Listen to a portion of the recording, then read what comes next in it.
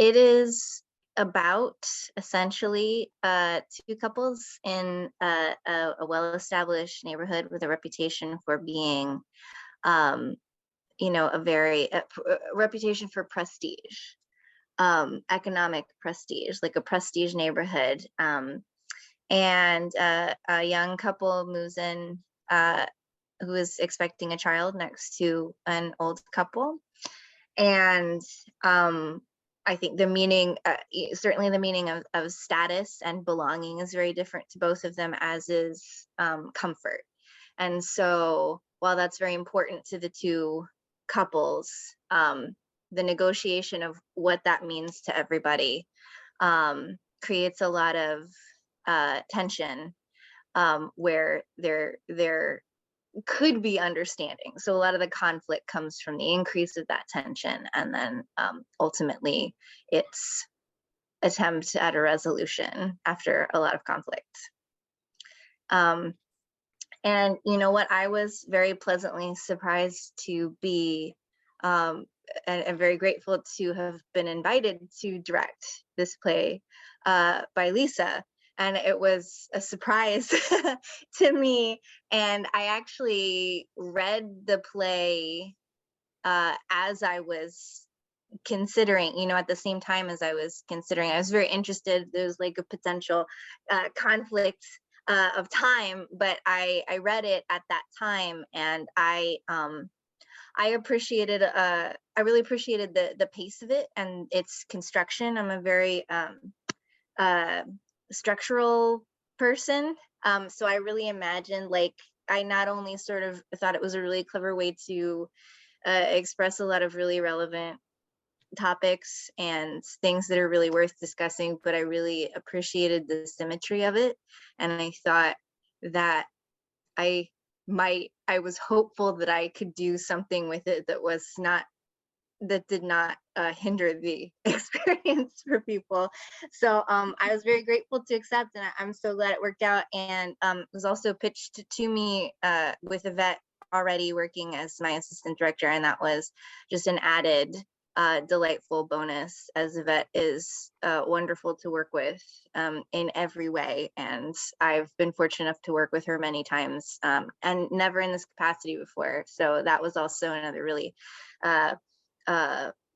gracious and fantastic incentive to be able to say yes. Oh, that's wonderful. And that's one of the things I wanted to ask about too, about the two of you working together, because I know you've worked together before, and it seemed like you were really enjoying it. I'd love to hear a little bit about what was your role as assistant director, Yvette, how you two work together. I think some people may not understand how a directing team works. Yeah, I think you said it earlier this way, but I feel like assistant directing varies every time that you do it. Some directors are like, you need to be super involved. Other directors, it's a little more of like you sit back and you watch and, work through little tiny bits of the process with them. And with Melinda, it was very like together. We were very much checking in we would stare at each other from across the theater. Something would happen in a scene and we were already thinking of like bringing it up and how do we talk about it? And then it would just happen and you just stare at each other from across the room and you're like, that worked. So for this one, it was, yeah, we were very much on the same page. And for me, often assistant directing is just really helping the director get their vision across. And I've been really fortunate, and this was also a similar experience in that I've had experiences with directors where it's just, you have an idea, bring it up, and we'll work on it, or just go ahead and give them that note. And this was no exception. It was exactly like that. It was a wonderful thing to do with a person who I consider a really dear friend. And we'd never worked on something like this. We've worked in other capacities. We've been in plays together. We have other artistic endeavors together, but never in this kind of director, assistant director role. It was great. What a treat. That's wonderful. I think you both work together at Silicon Valley Shakespeare. I think that's one of the companies. Yeah, yeah. Mm-hmm. A lot We of were in a lot of the crossover with them. That's Yeah, we true. were in Hamlet together. Hamlet. Yeah, so very different kind of kind of play. Which actually leads me to another thing we wanted to discuss was directing a comedy, which is, not Hamlet. Comedy is really, it's difficult. I can only speak as an actor. I've never directed, but comedy has its own sets of challenges.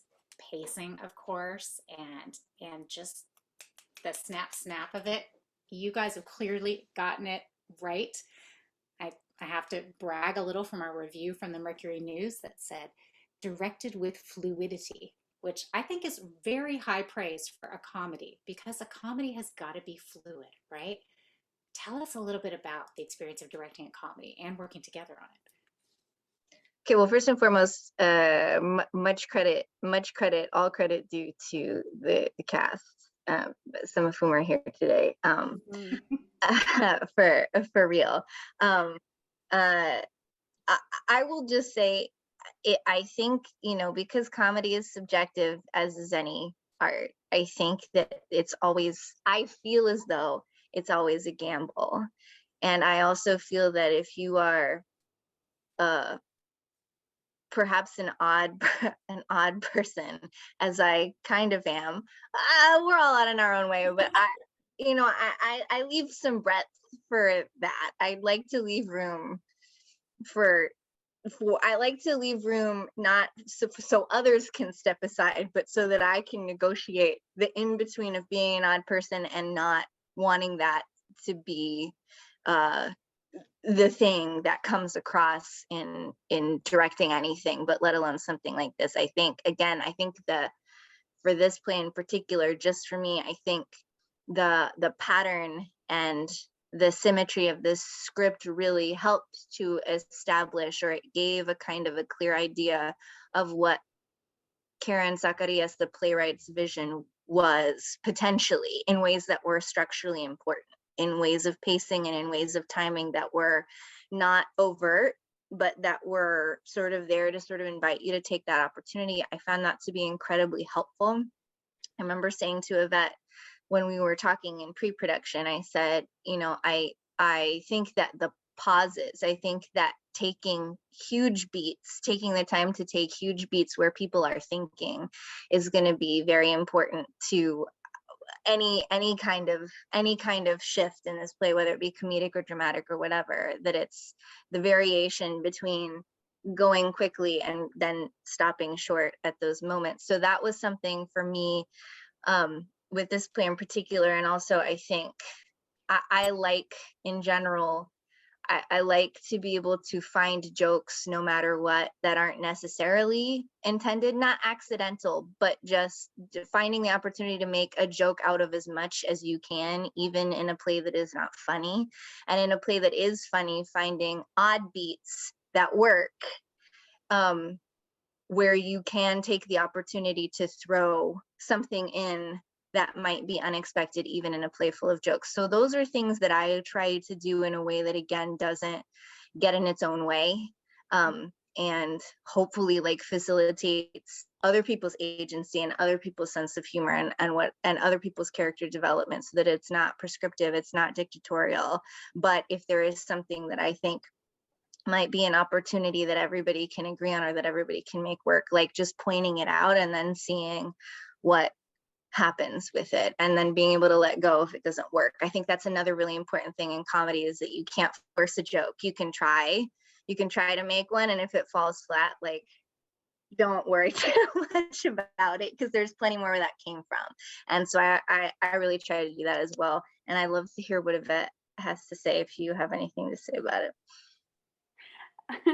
I think you did a really good job of explaining it all. It's funny because I viewed my part in this whole process as kind of just a big sounding board on that level, where I just had the benefit of sitting back, and Melinda would be like, "Oh, you know what?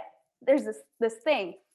I don't know, let's just try it." And then the actors, would either just really go for it, or they would just do something in the moment that we would be like, "Oh, keep it. That was so great." And I just got to kind of sit back most of the time and be that person who just cackled in the background. So I think that was kind of my part in it was like, yeah, I found that funny. Please keep it. But that's a really valuable role, right? You need a cackler. It isn't just funny to you, one person. It's really funny to me too. And then it becomes validating when you have other designers coming in and they're also laughing with you. And you're like, oh, thank God, it's not just me. That's great. That's great. Well said. Well said. Thank you both. Well, I'd like- From oh, what go ahead, I Ron. from what I witnessed, I think that the relationship between both of you was it was a very organic thing. It just happened naturally, and the way you work together therefore followed suit in being an organic way of working. And I think that really helped both of you and helped the show. So I just wanted to throw that in there. And I hope you were one of those designers who was laughing.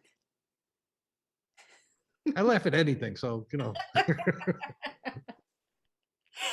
Yeah, and we might even bring Kyle into this conversation later, but I don't want to put you on the spot, Kyle. This is great. I love hearing about comedy. This is how the sausage is made. Love it. Thank you. I am going to turn now to our slideshow that I have that shows some rehearsal images, some sort of informal snapshots that give a little bit of the idea of the fun that everyone was having. And you'll also see Ron's beautiful set going from page to stage. So here we go. I'm going to spotlight myself and go.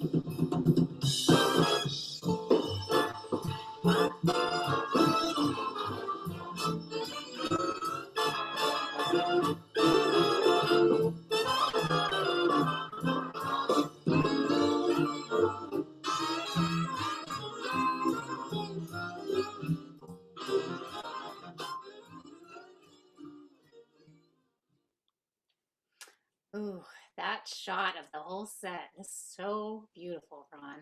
So, so beautiful. I want a round of applause for that set, guys.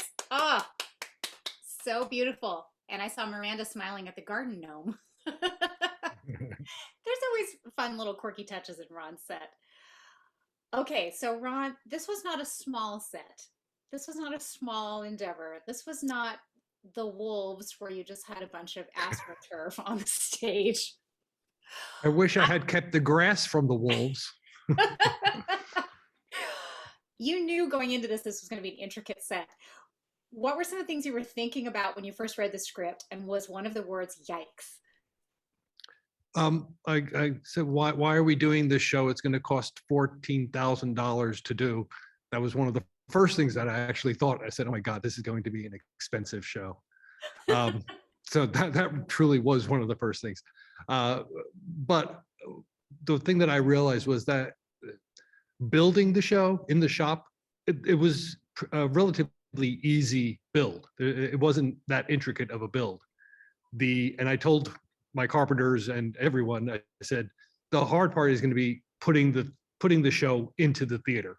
It's going to take a long time to load that in. It's not going to be put it up. Okay, we're done. It's going to be put it up and now spend 2 weeks making it work, because you can't put all those flowers into their place in the shop and all the dirt and everything. It just needs to be done in place.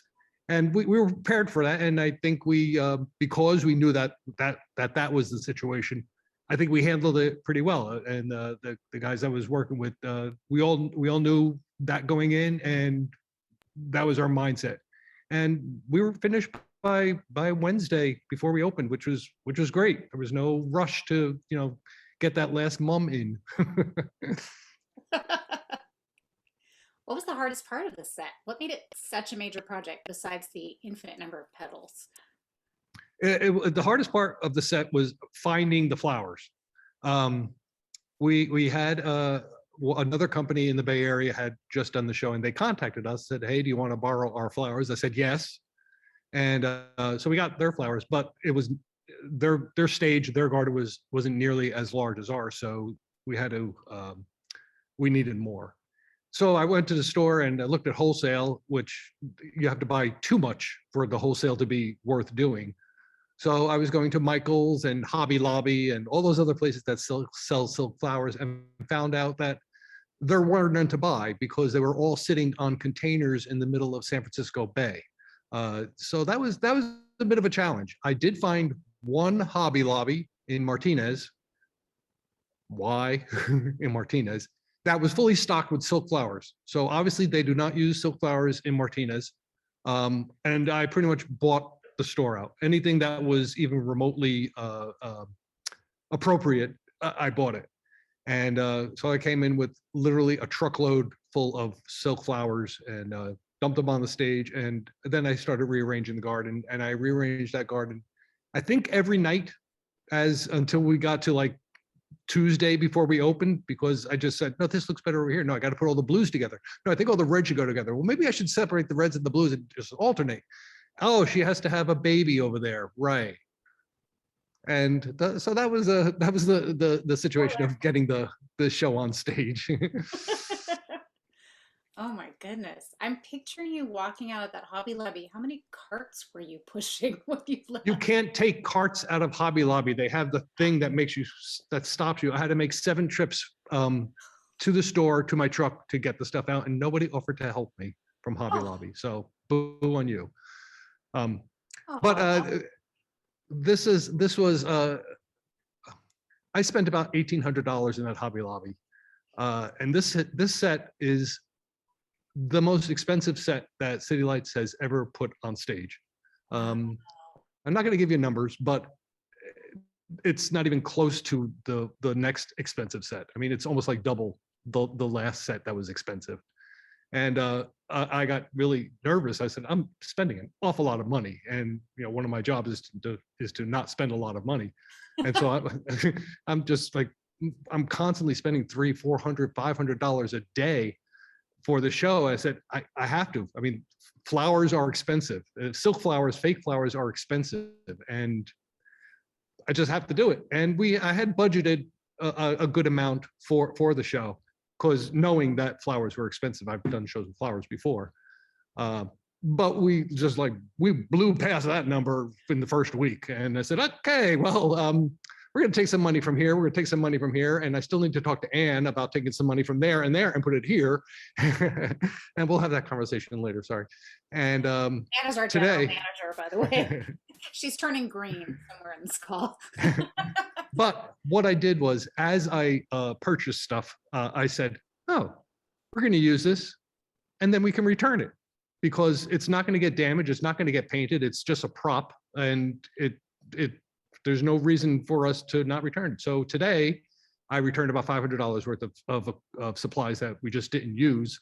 And there's about $600-700 worth of stuff on the set that's going to go back to the store, because there's no paint on it. There's no damage to it.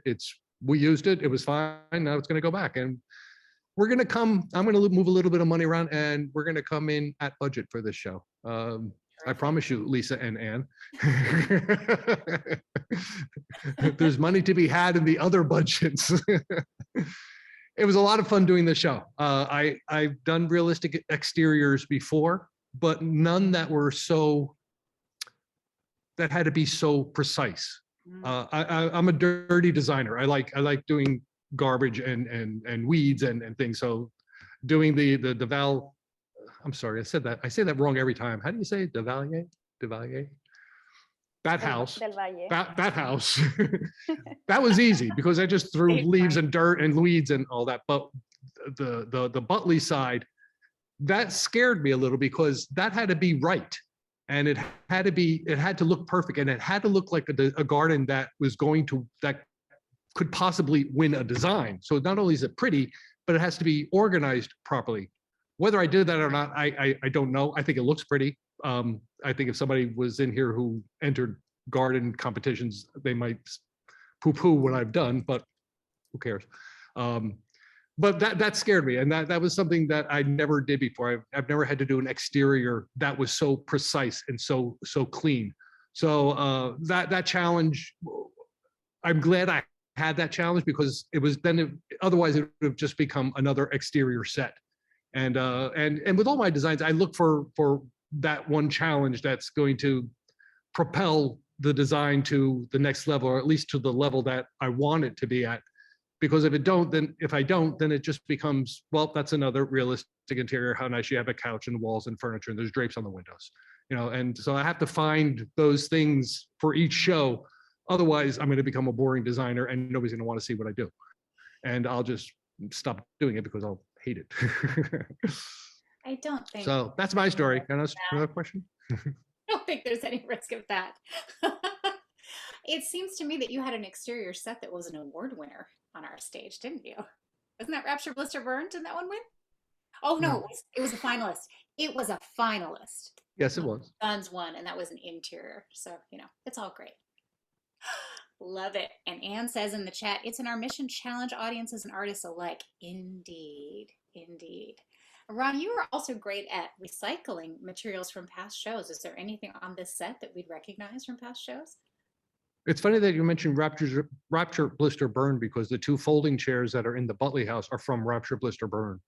And they're falling apart. I think we have to replace those, by the way. A lot of the furniture is from other shows. We now own a bird bath, so that's going to be in another show. All the brick behind me, that was in, what was the show we did before this? Coded? Coded. Oh, there wasn't the show before. All that brick is from Coded, so that we had to buy more, but all that brick is from Coded. Like I said, we had some great, expensive grass from the Wolves that covered the whole stage. And we sold it. It is now installed somewhere in Castellea High School on their grounds somewhere. But when I read the show, I said, oh, I just sold the grass. Now I got to go buy more grass. And so, but it didn't have to be as expensive or as nice as the Wolves grass. So I got the cheaper one for here. I'm not getting rid of this because this is a lot of grass. We're saving this stuff.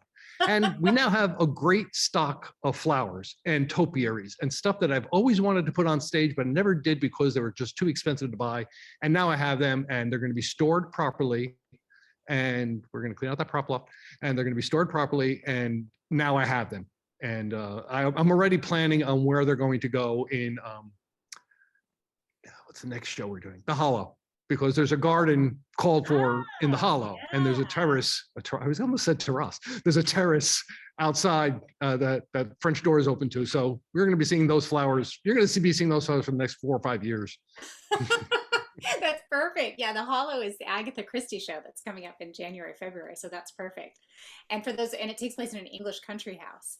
And for those of you who don't know, The Wolves was a show about a soccer team. So basically it was grass. That was a minimalist set.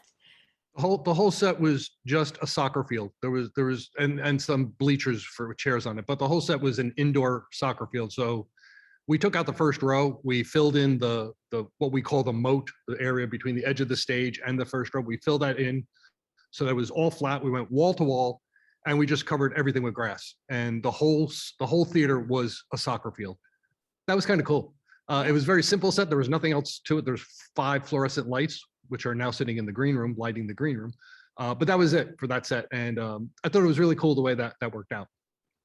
It's cool. For those of you who are City Lights regulars, you'll know that just the joy of walking in the door and seeing how Ron has transformed our stage for every show. It's just a completely different world to walk into.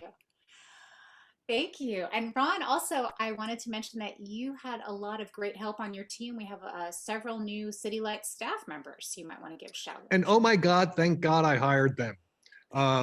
When we started back up, I said, we operated at a certain level, a high level, but it was a certain level. And I said, we need to take our next step.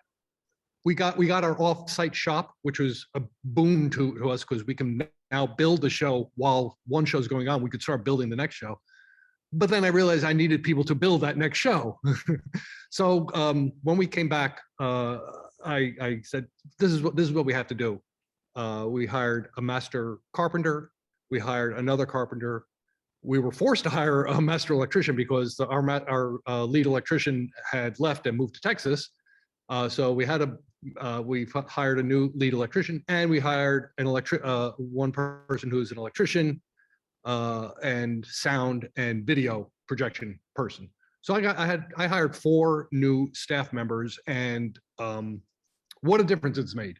It wasn't just me and Paulino building and painting everything. Now there's a crew of people, and that's why we finished the show and why it was 99.9% done on Wednesday night when we took our pictures.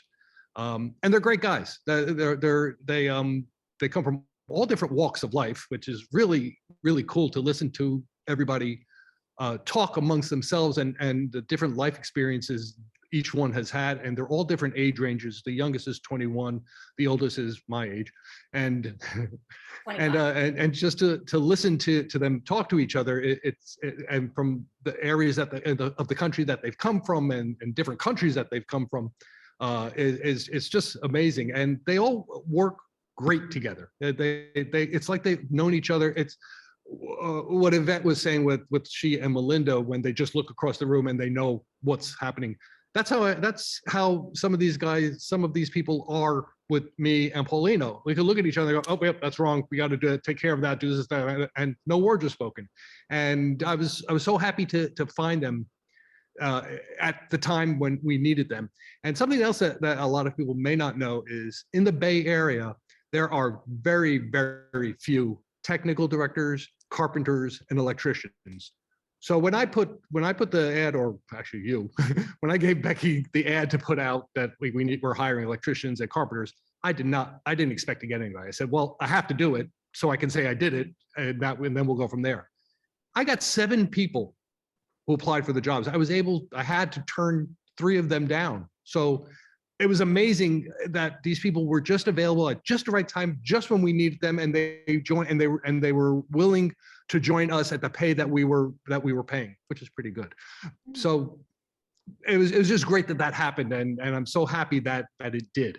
And I think it's taking us to the next level, and it's going to continue to take us to higher levels than what we've been doing. So yeah, they're great guys. Come see the show. Fantastic. You can meet them. Yeah, it really shows. That's wonderful.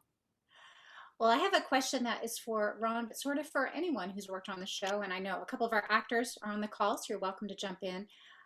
Working during COVID. Now, Ron, of course, is an officially trained COVID compliance officer, so he knows about all the ins and outs that we have. You may not realize. I mean, everyone at City Lights is vaccinated, and also anyone who works in the building gets a test every week. So that's just a little bit of what we do. I'm curious to hear both from Ron. Ron can probably give a very quick overview of some of the things we've done in the theater, and also from our artist, what's it been like to work during this time? Certainly we've seen Kyle, we've seen you and the other actors working in masks, rehearsing in masks. Those pictures are really striking to me. I can't even imagine as an actor how you work in a mask. So there's so much to say about you. Ron, do you want to just give kind of a quick overview of some of the highlights in the building, and then we can Sure. talk about what it's like to work right now? Because we had 15 months where nothing was happening in this building, we did a lot of renovations, and part of those renovations were to facilitate keeping the building clean. So, for instance, all the dressing room tables were ripped out and were replaced with wipeable surfaces. We bought 24 hand sanitizing dispensers, which are now throughout the building. We changed all of our soap dispensers to what do you call them? No touch soap dispensers. So you can go into the bathroom and not touch anything and do everything you have to do. It's great.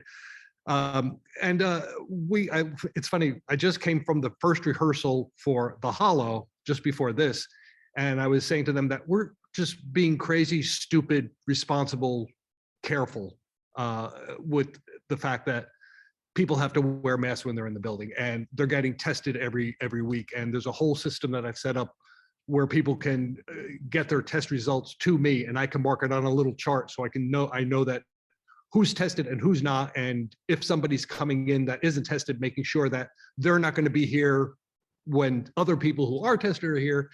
And it's driving me crazy. I can't wait for it to be over. But it seems to be working, and there hasn't been too much pushback. We got a little pushback, but we held our ground, and what we were doing was the correct thing, even if it was more than we needed to do.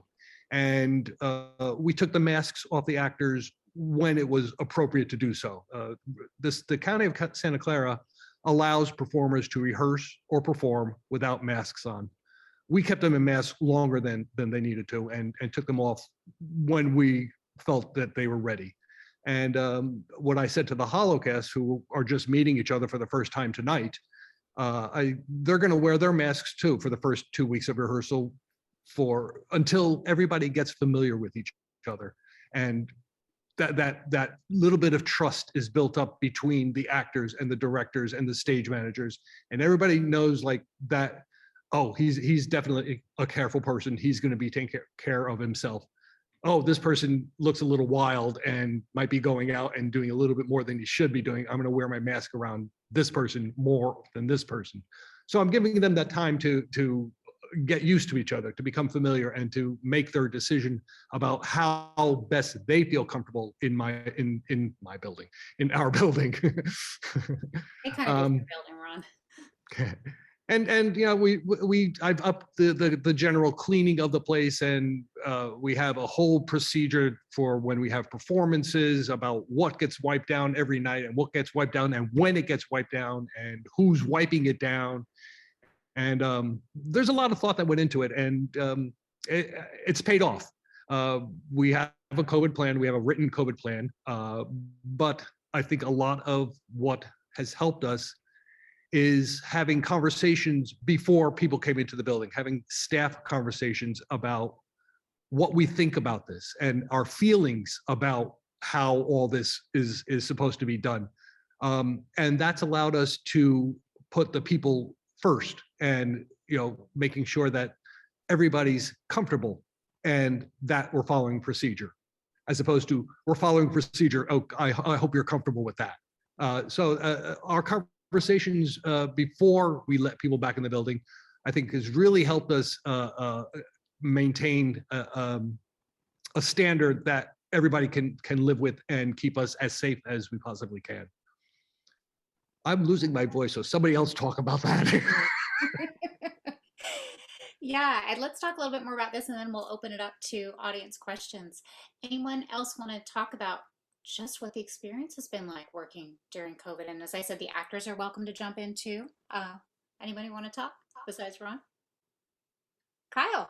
Everyone, this is Kyle Smith, who's in the show. Hi, apparently my wife has locked the computer, so I can't change the name to Kyle from Linda. That was very devious of you. She's here next to me, a little camera shy. Kyle, can you speak up just a little bit? It's a little bit hard to hear you. Sure. One thing I can do is speak. I had just come off West Side Story at Sunnyvale Community Players, and we were in masks up until Tech Week. They also had strict testing procedures once we started going to Tech. So I was pretty comfortable rehearsing with a mask on, especially since I had a non-singing, non-dancing role, and everyone else was singing and dancing in their masks and pretending to kiss Maria with their, well, only one person was pretending to kiss Maria with a mask on. So I'm pretty comfortable with it. I believe in masks. I got my COVID booster 6 months to the day after I got my second Pfizer shot. So I'm all about safety, and I really appreciate the extra miles City Lights has gone to be COVID compliant and extra safe. And a shout out to Lisa for trying to help me change Linda's name to Kyle during the during our session here, and it was hopeless. But thank you anyway, Lisa. Yeah, so when we took the masks off, it was a revelation, and it was like the delayed gratification. So we're rehearsing in masks, and that's fine, and it just is so liberating when the masks finally come off. And it makes me appreciate acting with a mask off. Yeah, I can't even imagine all the things one does with one's face and having it all just covered up like this. But I guess you're really connecting with your eyes with your scene partner. Yes. Oh, yes. Anyone else want to jump in and talk about this? Hi, I'm not on camera, but I'll Hi, speak a little bit to Jessica. it. Hi. And she's not actually pregnant either, so but she looks a little different. But I just wanted to speak to, I was in the previous production as well. I was in Coded, and that was, my first experience back in the theater and rehearsing. And, it was something that I was really nervous about because I was like, can I still act? Do I know what do I do with my hands? And just being in close proximity to someone, to some people I knew and some people I didn't know. And, you learn how you react when people kind of step a little bit closer to your bubble, and having to, navigate that. But I just want to shout out City Lights and Lisa and the whole team, because although, we were all still trying to figure it out, but we were figuring it out together. And, we were never pushed. Our boundaries were never pushed. It was always a conversation. And if it was a group conversation, we felt like we were free to do that without any, influence from anyone else. So I really appreciated that. And it seemed like everything that happened as we learned for that first production really carried over into this next production, because I felt just as safe, if not even safer. And we were getting tested every week. And, at first I was like, I'm not gonna lie. At first I was like, this feels a little excessive. But at the end of the day, I feel safe and I feel responsible, to myself and to everybody else in the space. So I just, I just wanted to speak to just what a great job and like how much we've learned and how much that's working. And I just know the next productions are obviously going to be way more prepared, and just, it's just going to get better.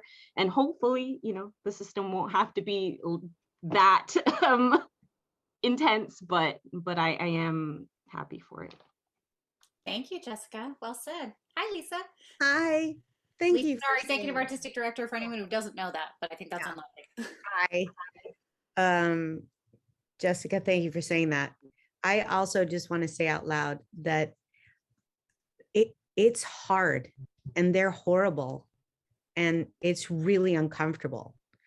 And I hate it. I hate it, and I'm not even acting, just sitting and watching. I hate it.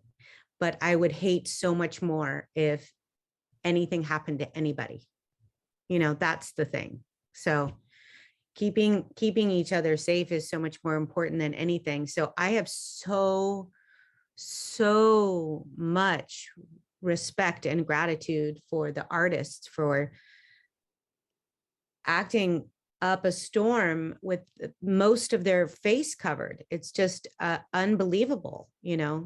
It's I want to complain just sitting there watching.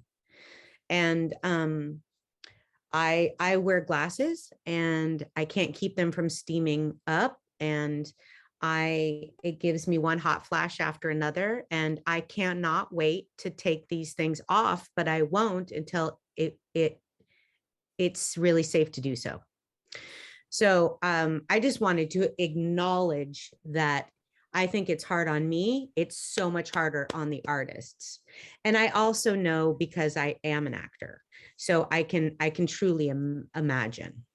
And then, there's Jessica doing it 2 shows in a row. Like, wow. So really, I have so much gratitude. And, I was in that first rehearsal with Ron on online as well. And, I felt like it was a lot to ask when I said, I think we should have weekly testing. But I actually love it, because now when I go see my parents or something, I'm like, oh, I'm good. You know, there's like this weird peace of mind. I walk around with this peace of mind now, although now I really hate wearing a mask because I feel bulletproof. You know, I've like 3 shots in and weekly testing, like I'm good. But I also just feel like it is asking a lot, but now I feel like we are really keeping each other safe, and we're putting that first. That's first. So I just really hope that we don't have to I just hope this doesn't have to go on forever. I really just hope that it doesn't have to keep going on like this for forever. I really hope it doesn't. So that's where my prayers are right now. But wow, artists, creatives are resilient and so amazing and so strong, and it is not for the weak. So I'm really grateful. I guess I just wanted to say we know it's hard, and I'm grateful.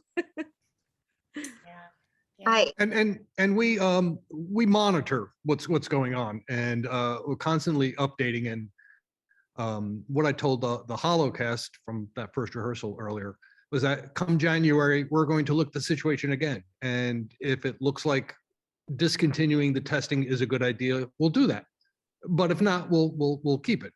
But we constantly watch what's going on, and this whole new variant thing. We're going to wait the 2 weeks and see really what's going to happen with that. And that's something else that you just have to do. You just have to know what's going on and know what's going around in the country, in the state, and in your community.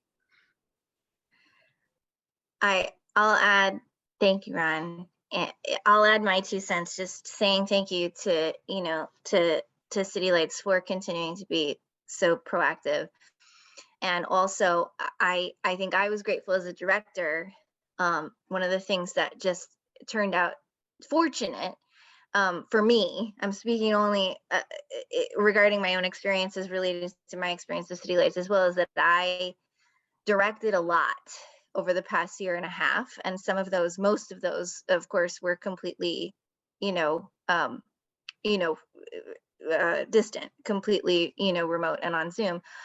But starting last March, I started directing shows that were rehearsed live and filmed, but shows in which actors, were masked. And I directed a kids show, and there was a COVID scare during the show, and we actually had to push the production that was going to be including the filming by 3 weeks and reschedule everything. And it was a cast of 15. And so being able to negotiate that, and being able to also see and know what I could ask and what theater staffs who were, and I will say, like Kyle said, and like Ron said, I was fortunate to continue to work with theaters from the moment that I started working with live actors again, that every single institution that I worked with was so safe and so respectful and so upfront.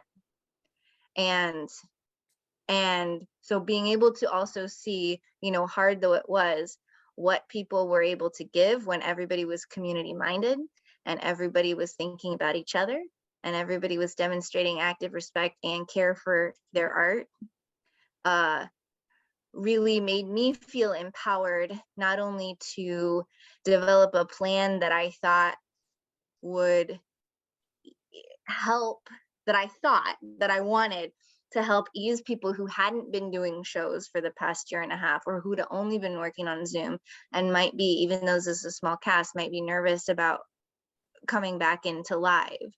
And developing a schedule that would help people who maybe hadn't had a 5-day-a-week evening commitment in addition to their normal work week again, and being able to really be compassionate but unapologetic about putting safety first.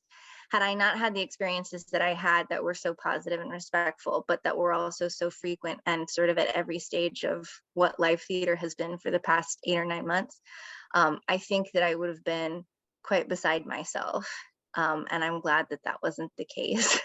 And I just appreciate everybody for for everything that they've done to put a united front on this and just take things in stride, and make the adjustments that are necessary to keep everybody safe for as long as we need.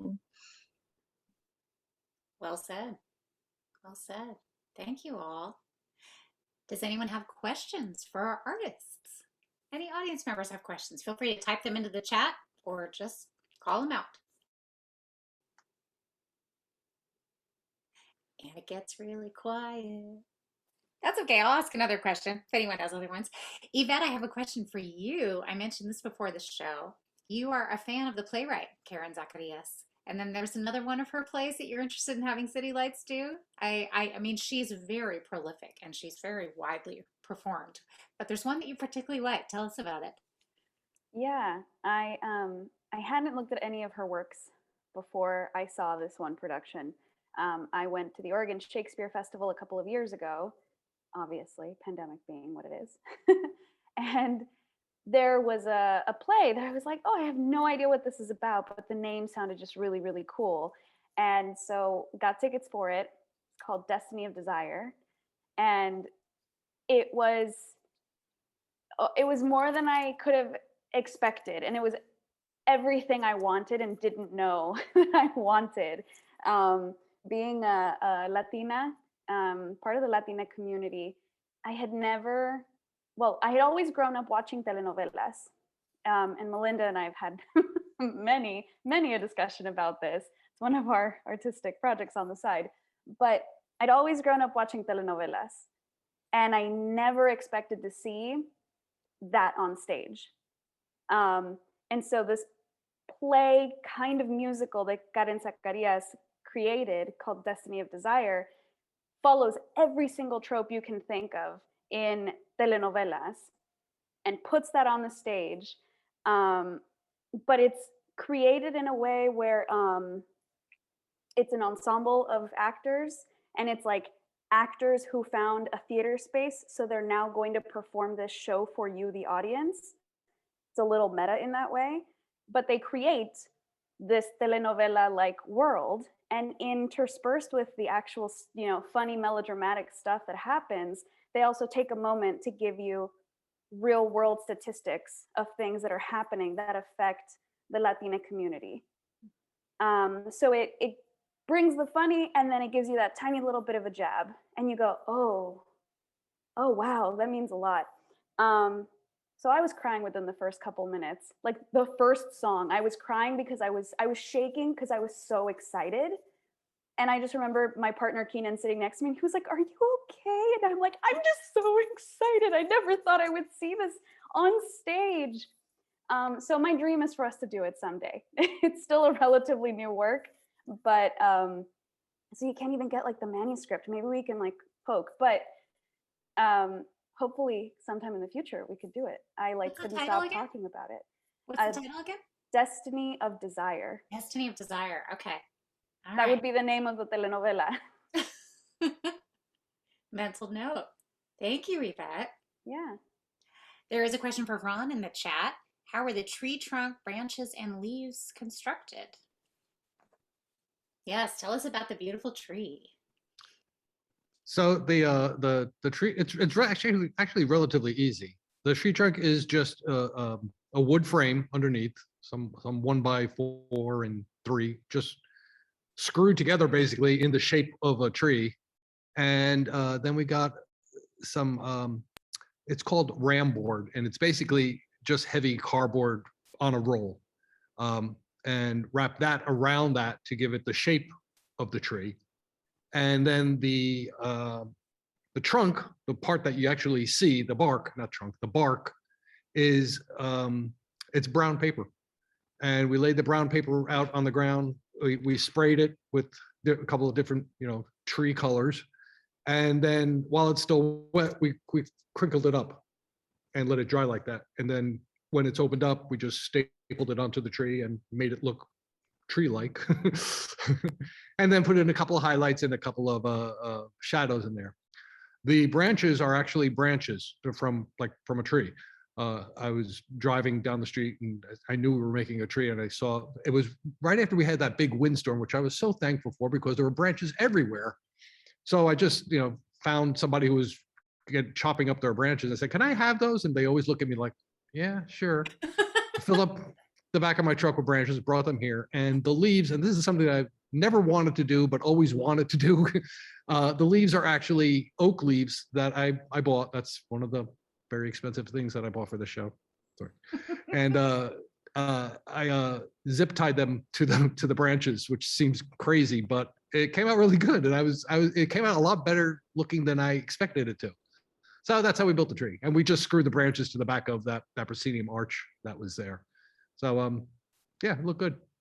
We're very happy with the way it came out. And now there's another question. Talk about the roots of the flowers that get pulled up. Ooh. Oh my God. All right. This sounds like a good one. So I knew that, I knew the moment, I knew what had to happen. And there, you have to see the roots. It wouldn't make any sense. It would just be bad if you didn't see roots. So I said, okay, we got to make roots. So I went outside and I got some bushes and took the leaves off the bushes. Basically, I found 2 tumbleweeds sitting in a parking lot to the theatrical supply store that I went to. And I pulled into the parking lot, got what I needed, and came out and said, oh, there's tumbleweeds. I need those. And I put them in the back of my truck. And so I tore those apart and stuck them into the foam that was holding the flowers. I stuck them into the foam at different angles in root shapes. And then I hot glued fake moss to the roots and squished it together. And then I spray glued the fake moss, and then I put dirt on it. And so basically I was gluing dirt to fake moss, and I'm sitting in the front row covered in dirt and hot glue, which is not a good combination, let me tell you, and spray glue. And I'm holding the dirt because I realized the dirt wasn't really sticking. So I got the dirt and the moss and the hot glue, and I just like squeezed them together. And I said, I am gluing dirt to fake moss. This is my life. This is what I'm doing with my life. And it was just one of those moments. And every once in a while, you look up and you say, what the hell am I doing here? And that was one of those moments. Oh my God, my face hurts. And let's point out that Ron has been doing this for how many years now, Ron? This is my 40th year. In the business. 40th Mazel tov.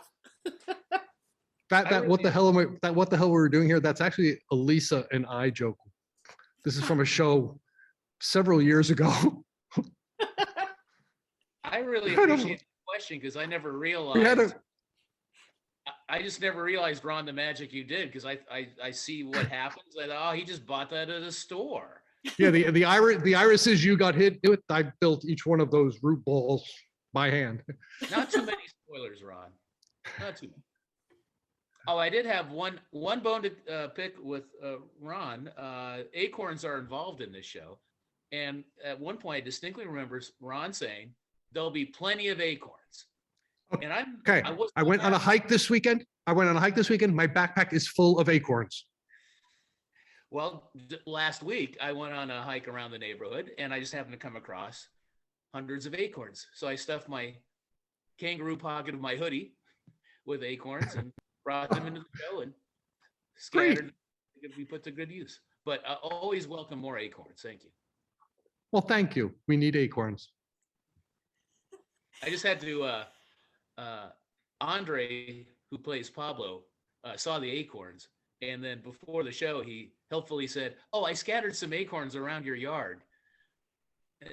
No, that's not the idea of the Butley yard having acorns all over it. So, Andre. Yeah, Ron, I brought you some big branches once. I don't even remember what show it was. I just loaded up my Prius with all these branches. Yeah, we were making reference, and we've talked about this before on the next stage, but we have to bring it up again. In the chat, the refrigerator full of grits. Can we just take 30 seconds to tell the refrigerator full of grits story? Because it's the showstopper. We were doing a show that had a kitchen in it. I don't even remember what show it was, but we needed a refrigerator. The refrigerator didn't have to work. Huh? It was Stupid Effing Bird. Oh, okay. Thank you. But the huge kitchen. Yeah. So we needed a refrigerator. It didn't have to work. So I just drove around and looked on the sidewalk for a refrigerator that somebody was throwing away. And I found one. You always find refrigerators on the street. So You do. I have done this many times where I needed a refrigerator, found one on the street and throw it in my truck. So I know how big and I know how heavy refrigerators are. So I pulled my truck up and said, great, refrigerator, perfect size, this works. I get it to the back of my truck, and usually I just lift it up and it falls into the truck. And I couldn't lift this. I'm lifting it harder and harder. It was just so heavy. And I couldn't figure out why this refrigerator weighed more than any other refrigerator I've ever lifted. So I put it back in the truck, got it back to the theater, took it out of the truck, and then, it's a refrigerator that was sitting on the side of the road, so it's dirty. So let me clean this out before I bring it into the theater. I open the door. The whole damn thing is filled with grits. Boxes and boxes of grits were in the refrigerator. I don't know why you store grits in a broken refrigerator. I don't know why anybody needs that many grits. And I don't know how long those grits were there, but oh my God, I opened the door and it was just filled with grits everywhere. Some of them wound up being set dressing for the show. The rest we just threw away. So the other story I wanted to tell, the one I started to tell was with Lisa, with the "what the hell are we doing here" moment. We're doing a show. This is several years ago, and there was a ramp on the show. Spacebar, that was the show. And there was a ramp on the show. And we had people on roller skates on the ramp, and jetpacks, and space helmets on their head. And I looked at Lisa, I said, "What the hell are we doing here? Look at this." And so that's been our thing since then. Every once in a while, when something like that happens, like, what are we doing with our lives? What is this? You have to understand how serious we were being too, because we were like, okay, on the roller skates coming down, and then the helmets, and then the jetpacks. Is anything gonna come out of the jetpacks? And we were talking so seriously about all of it, and then all of a sudden we were like, wait, what are we doing? But it was a world premiere. So when she rolls down the ramp, is she gonna hold on to that cable while the jetpack is on? Or does George have to put the helmet on her and then he rolls? What? What is this conversation? So many of those moments since then. Oh. And that's live theater, ladies and gentlemen. Does anyone else have questions for our artists? I know it's hard to top the stories they all have. Oh, here's a good question from Dan. Was the small city inspector role a cast part, or was it a crew member? I didn't see them in the credits. That's right. We had 2 ensemble members in our cast, Arturo and Paulino.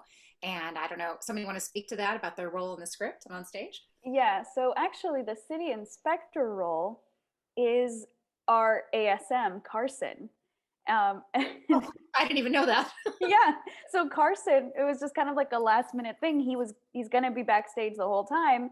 And Melinda was like, Carson, can you just be the city inspector? He comes on one time and it just gives it's just great, like tiny little things that he does. But yeah, so he's our ASM. And then yes, we also have the 2 people on crew that are also ensemble members, Paulino and Arturo. But yeah, Carson's our ASM. Carson is one of those wonderful people that I hired at the beginning of the season. Anna, who's our costume designer, Anna Chase, she had a lot of fun with his costume, and she made him the little badge, and he used it. And I saw him use it, I think, final dress when I saw it last, and he put it up and he's like, this is who I am. And I mean, he just went with it, and he looks great. She made him look really good. She's like, I've got to make him look official. And then the same thing with Arturo, when she gave him the belt that has the plans on the side and the vest, and it looks so good. And I was like, they look so official. And she's like, those are my proudest moments from the show. So I think is what she told me. Yeah, everyone looks wonderful. That kid did more acting in the 30 seconds he was on stage than I've seen some actors do in the entire show. You don't mean the actors in this show. You mean other actors. Of course not, no. You just never know who's going to pop up on stage. No, but he used those few moments to make it, and then the same with Arturo and Paulino. And I saw Paulino at the opening on Saturday. I was like, just when you guys come out and you look at your work, at the end, and he's like, it's a nice little button, isn't it? And I said, yes, it's a really good little button. It just completes everything and it's wonderful. So I know he had a lot of fun too. And Paulino is my lead carpenter. And a scenic artist. He paints. Oh, he creates beautiful. If you saw In the Heights, the beautiful murals and the graffiti art, that was Paulino. Gorgeous. Cabaret, the murals on the walls. Yeah. Beautiful stuff. Beautiful stuff. Wonderful. Well, unless we have other questions, I think we will head towards wrapping up. Anyone else have any other questions, comments, anything you'd like to say, add? Anne? Anne, we haven't heard from you. I had something. Speaking of Paulino, he tells the best stories backstage. He has had an amazing life, and I think he should write a book, and maybe City Lights could produce it as a play, a one-man show. I like it. Oh my God, Kyle. Yes. Yes. You heard it here first. Thank you all so much. The cool thing about doing this in the middle of the run is that, of course, the show is still running. So if you haven't seen it, you should see it. And if you have, you should tell your friends, or you should see it again. We run through December 19th. And what day are we today? I'm so used to doing this on Friday. Tuesday. Yeah. So we're back in the theater on Thursday. And our audiences are a little smaller than in the pre-COVID times, which is actually nice. So people are able to distance. And we have all reserved seating in the house too. And if you get to the theater and you have a reserved seat and you feel like you're a little close to someone, you're not sure about it, you just ask at the box office and we'll move you, no questions asked, exchange your ticket, whatever you like. And who wants to take us out? Lisa, just say one more great gratitude again, because you and your gratitude messages are the wonderful ones. Well, I honestly feel like that's what I think about all the time. I think about gratitude 24 hours a day. You do. I do. I just got a text from her earlier today that just said gratitude, gratitude, gratitude. I know. I honestly think if I didn't do that, I would just cry all the time. I mean, I think this pandemic has made me so sad of what it's been doing to the arts and everything, that I have to lead with gratitude to keep this smile on my face. So I'm like, I've missed this, Rebecca. I'm happy to, I'm grateful for a next stage. Yeah. I think there should be one with every show, and then something fun and quirky on the off months. This has been really fun. So I have gratitude for these 16 boxes. And Ron, I knew that set was going to cost a lot of money. It's beautiful though. It's worth it. It's okay. Yeah, it's okay. It's beautiful and it's worth it. And it's part of the story. They're fighting over the land. The land has to be beautiful. So something I forgot to say is this is one of the first shows that I've done, or one of the few shows I should say that I've done, where the show is actually about the set. Yeah. Like if you don't have the set there, the show doesn't make sense. It's very rare. I mean, it's not about the set, but it is about the set. And that's very rare in theater. Yeah. And one of the reasons why I really wanted to do it was because I just feel like, even though it was written, I just feel like it was written yesterday, even though it wasn't. There were so many things in the play when I read it, I thought, this is so current, like arguments that happen right now. It feels like it was written 10 minutes ago. And especially in this area where, I mean, land is everything, real estate is, and the greed and the capitalism around real estate is so over the top. Like even that one line, I'm sorry, I was supposed to just wrap it up, but sorry. Even that one line about the 2 feet that ends up being how many square feet, that ends up being $36,000 because it's worth $485 per square foot, where in this area, like land is worth like, what is it? $1,300 per square foot, something like that.